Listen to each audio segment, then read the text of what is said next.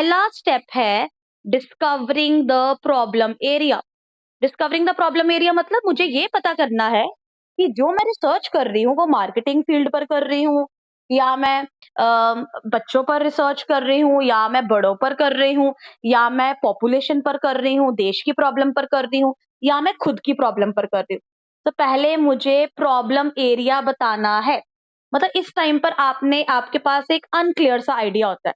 मतलब आप पूरे स्पेसिफिक नहीं होते कि यही प्रॉब्लम है, यही प्रॉपर प्रॉब्लम है। मतलब आप हल्का सा आइडिया लेते हो फर्स्ट स्टेप में।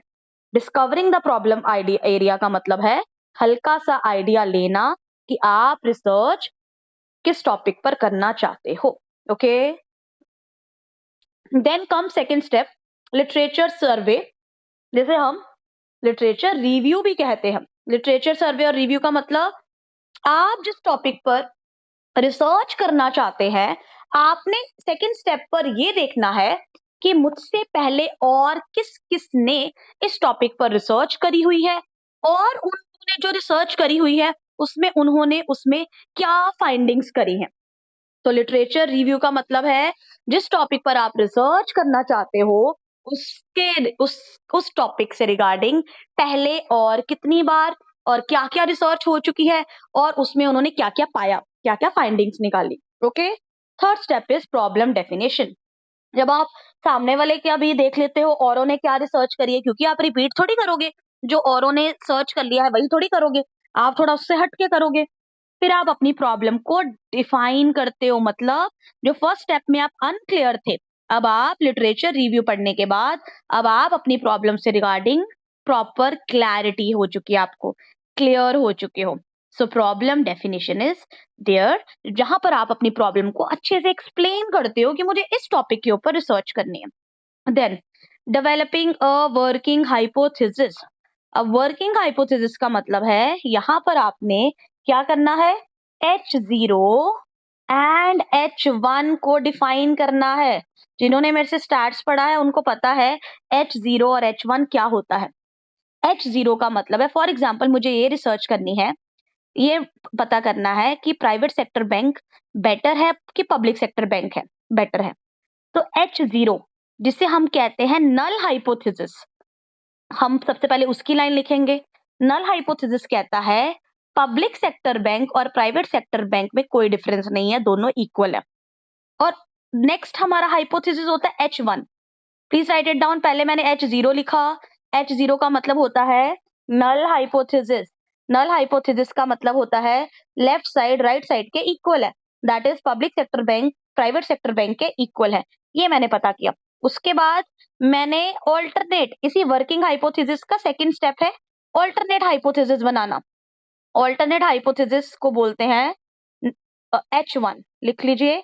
ऑल्टरनेट हाइपोथेसिस को बोलते हैं H1। अब इसका क्या मतलब है, इसमें आप ये लिखेंगे कि फॉर एग्जांपल आपको लगता है private sector bank is better than public sector bank, तो आप क्या लिखेंगे, प्राइवेट सेक्टर बैंक, फिर ग्रेटर देन का साइन डालेंगे, is greater than public sector bank. So ये आपका ऑल्टरनेट हाइपोथेसिस हो जाएगा। तो इसे कहते हैं डेवलपिंग ऑफ वर्किंग हाइपोथेसिस। मतलब आपने एक प्रैक्टिकल दो स्टेटमेंट्स लिख दी हैं, जिसमें एक स्टेटमेंट कहता है कि पब्लिक और प्राइवेट बैंक इक्वल है, it is just an example of course, और दूसरी ऑल्टरनेट हाइपोथेसिस कहता है कि नहीं, प्राइवेट सेक्टर बैंक बेटर है पब्लिक सेक्टर बैंक से। फिर जो आपने रिसर्च करी है उससे उसके रिगार्डिंग आप क्या करोगे, रिसर्च प्रपोजल लेकर जाओगे। प्रपोजल का मतलब क्या है, आपको लगता है कि जो आप रिसर्च कर रहे हो उसके लिए आपको कुछ फंडिंग की जरूरत है, तो आप ये प्रपोजल हम तब लेकर जाते हैं जब हमें मनी की जरूरत होती है। कई बार गवर्नमेंट से फंडिंग लेते हैं, कई बार प्राइवेट इंस्टीट्यूशन से लेते हैं।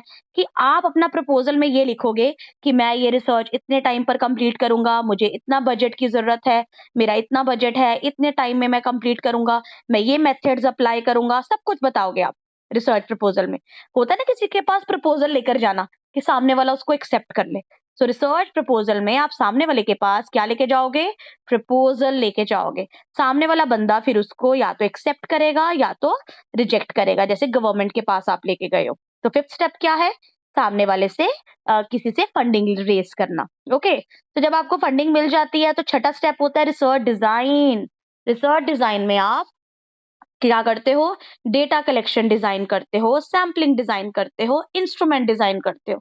लिख लो, अभी मैं सिर्फ आपको इसका क्रक्स बता रही हूँ, इसका मैं आपको और डिटेल में करवाऊंगी, अभी बस लिखो रिसर्च डिजाइन में आप क्या करते हो, रिसर्च डिजाइन में आप क्या करते हो, data collection design, sampling design, instrument design.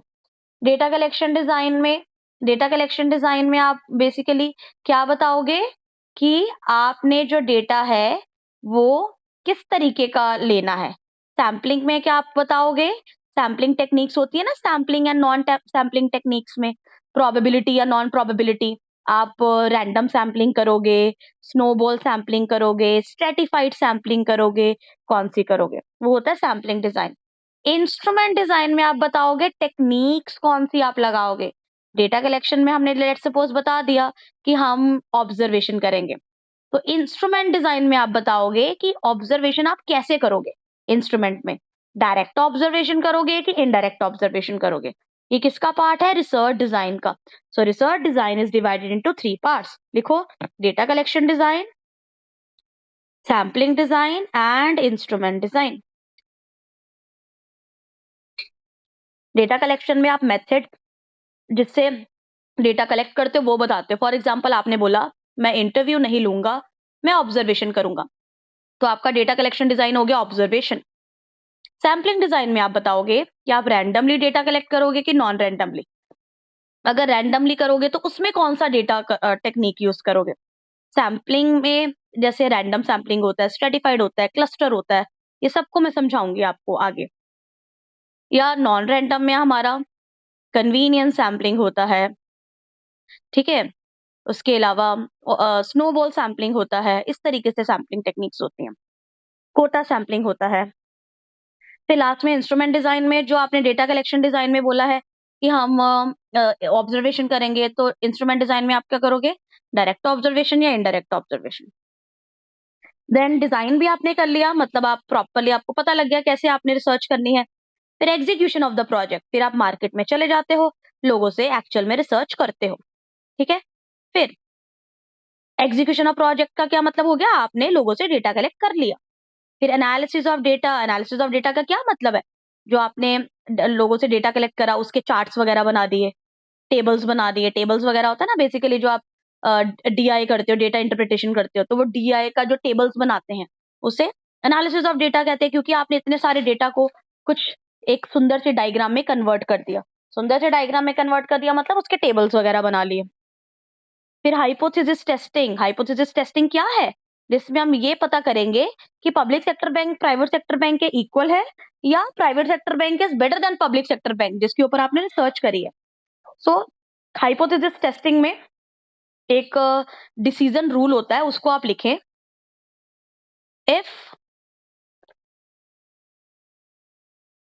If computed value, please right it down,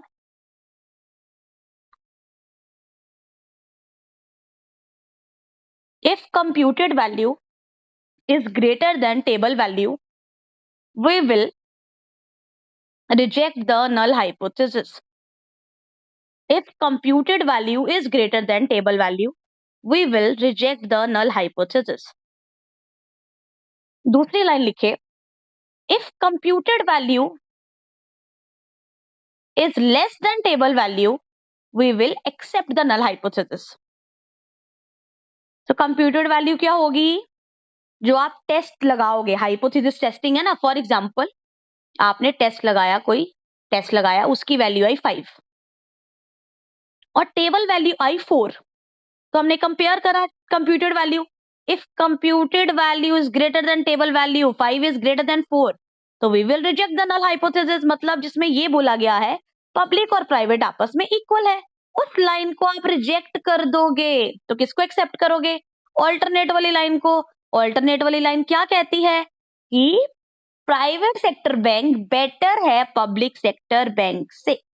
समझ आया, that is our hypothesis testing. फिर इस डेटा को आप इंटरप्रेट करते हो, जनरलाइजेशन करते हो, आप एक ओवरऑल स्टेटमेंट बता देते हो कि प्राइवेट सेक्टर बैंक बेटर होता है, ऐसा होता है, वैसा होता है। फिर इसको आप रिपोर्ट कर देते हो, मतलब एक प्रॉपर रिपोर्ट तैयार करते हो। रिपोर्ट तैयार करने का एक अलग से चैप्टर है, ठीक है। और इसके बाद जो सैम्पलिंग डिजाइन है उसका अलग से चैप्टर है, उसके बाद जो रिसर्च प्रपोजल है उसका अलग से चैप्टर है। फिर